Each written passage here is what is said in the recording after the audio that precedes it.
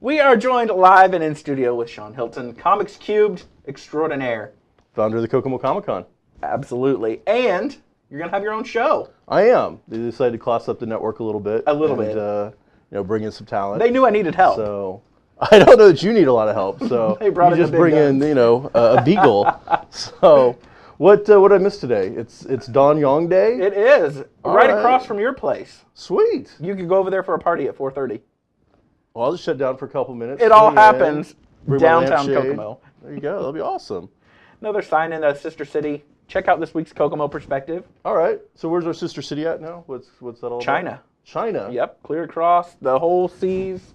And I guess we have another sister city. Pat Muncie was filling me in. So What country is that sister city in? Portugal. Portugal? Yeah. Man, we're just picking up illegitimate children all over the Everywhere. world. Hopefully it brings business. Man. We'll cross our fingers. So You now can get is this a all new under neighbor. is this all under Mayor Goodnight's? Yeah. So Way to go, Greg. Portugal, China. Don't miss the party As today. long as his wife's cool with it all, I guess. But that's a lot of kids he's putting out there all across the world. Maybe they'll bring business. So- You can get a new neighbor. I like it. We're all, I can deal with that. Yeah. So a little Chinese import shop of some sort. It may open the door to get people going back and forth from the schools. You never know. All right, I'm good with that. Business, cultural, you name So Don Yong Day. All right. it. Right across from your place. Right at 4:30. So when they're done at the party, come right over. Oh, well, I think they're just going to come over and see me. So That could be. Usually they do. Most of the dignitaries they bring in for a quick tour. Sure. I show them around the store. Pick out the best comic book that you have. Yeah, I don't know that I've got anything China centric. I mean, I've got Godzilla, but I think that's more Japan. So I don't get. They heard you had My Little Pony. So well, that's true. The bronies of Asia would really dig that, I'm sure. I imagine they would. Go. Batman, they don't care. I love it. So tell us a little bit about your store. Well, we're still going with our primary focus, which is awesome geek-tacular tastes, such as The Walking Dead. We're Sure. bringing in more graphic novels. We're also really working hand in hand with the Howard County Public Library, my liaison over there, Doug Workinger, to put more and more graphic novels on the shelves over there. So not only are we filling the store up with great product, we're also trying to get more books into the community itself so that people have greater access to some really remarkable stories. Sure. So And it kind of filled that niche that wasn't there. It seemed to like fade away, and now it's back, and now it's exploded. It used to be that the geeks and the nerds of the world were running shows like this, running the tech department, Sure. fixing grandma's clock so it wouldn't flash 12, and now they run the world. And so those tastes have started. You have an to empire. change. Yeah, a little bit. I like to think that I'm helping spread a little bit of the geek through the world. But things like The Walking Dead. I mean, you would not have seen this on television just a couple of years ago. Sure. And nobody but a geek would have watched this show. And now I can't think of any blue-haired crazy uncle that's not talking about The Walking Dead. There's nobody out there that's And you not. started that. So, well, I don't want to say that I wrote the first issue and got it all going, but I definitely heavily supported it.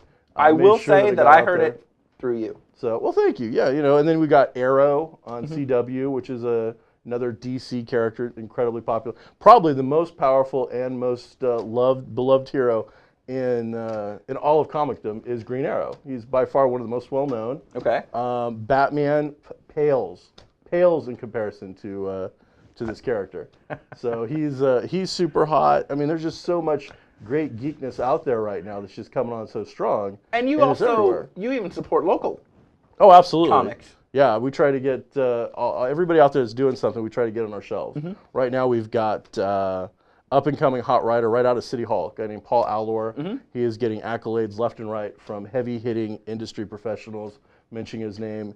Used to be he was dropping people's names to try and get some attention. Now all of a sudden they're dropping his name a little bit. That's So nice. We're carrying his book. There's some creators out of Lafayette that we carry, and then through the Kokomo Con we bring in about 100 regional talents Sure. into the show every year. Now let's talk about that a little bit, because would that love was to, because that was it, your you know- brainchild, right? Well, I came up with it, but I have a lot of partners. There's Sure. a gentleman named Austin Meisness that is also a founder and a co-partner. I've got a strong backing, a gentleman named Derek Eyrich. He's a partner. Another guy, local fireman, Mike Harrison. Mike Harrison, Sure. He's a partner. We're trying to get him up to speed though. So, but he's coming along quite nicely. So we've got 4 partners. We're trying to grow the event into I don't know about national, but we Sure. definitely want it to be the hot regional event, and definitely one of the supreme geek event here in all of the Midwest. Now, for people who aren't familiar what it is, can you kind of give a little background as to The what? Kokomo Con is a one-day convention that is currently held at the Kokomo Ivy Tech Johanning, whatever they're calling it this week, center. And it is the largest pop culture convention in the state of Indiana. We bring in, as I said, over 100 different guests. Sure. We bring in, we fill that place up, 40,000 square feet, retailers, guests, events, seminars. We have a few movie premieres that are made locally, getting ready to take place this year.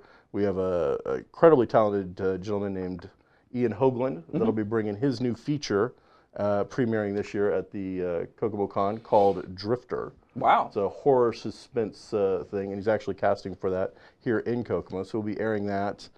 But this year we're working on bringing in a really big guest as our guest of honor. We've got a couple of names out there, so we're working on that currently. Headed for big things. We would like to bring, we want to bring somebody huge into Kokomo. We want, when you go out to IHOP, you're going to see some huge celebrity, and you're like, holy cow, Whoa, he's in Kokomo? My moon's over my hammy just got that much better. So we'll see. So it's people from all ages, all walks of life. Oh, absolutely. You joked about the geeks, but genuinely it's more than that. It's one of those situations where it's geek mecca, but the geek will bring his friends, his girlfriend. The younger kids are obviously bringing mom and dad to bring them, and then once they get in there and they get a little taste of geeky goodness, all of a sudden they realize that wait, Battlestar Galactica, if I like that, I'm a geek. Harry Potter, if I like that, I'm a geek. Collecting weird ducks and putting them in the kitchen, that does not make you a geek. That's just weird ducks in your kitchen, and we don't do anything with that. Have you been to my house? Is it weird ducks all over the kitchen? No, I'm kidding. Cows. It's weird stuff around here. But yeah, there is absolutely something for everyone. Our pretty much our number one actual events in our programming room are all kid-centric, under like 12. We do these different things where we teach kids letters and whatnot and reading through really fun comic ways to do it. And these have been our sellout events. We thought it would be stuff like, more adult oriented with, let's debate Superman versus Thor and cheesy crap. No, nobody cared about that. But all of a sudden you want to learn how to draw the alphabet with dinosaurs, and they are coming out of the woodwork. So this year we're focusing heavily on more kid-centric entertainment for the entire thing all day long.